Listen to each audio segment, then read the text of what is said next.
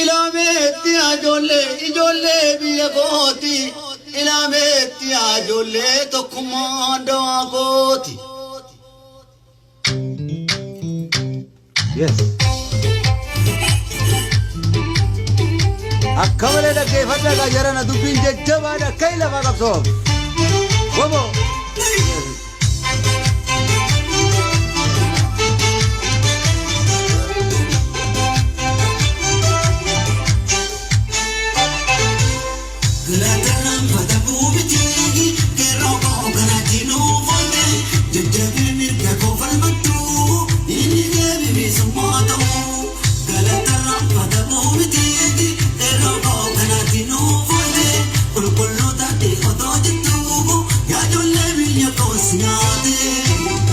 Beeksisa akka malee gadi lakkisaa jechuu keenya qeeroon sooshaal miidiyaa irra hojjetan facaasa amma beeksisa kanuma dubbiin ejjenna gurguddaadha kun safaadhaadha miti.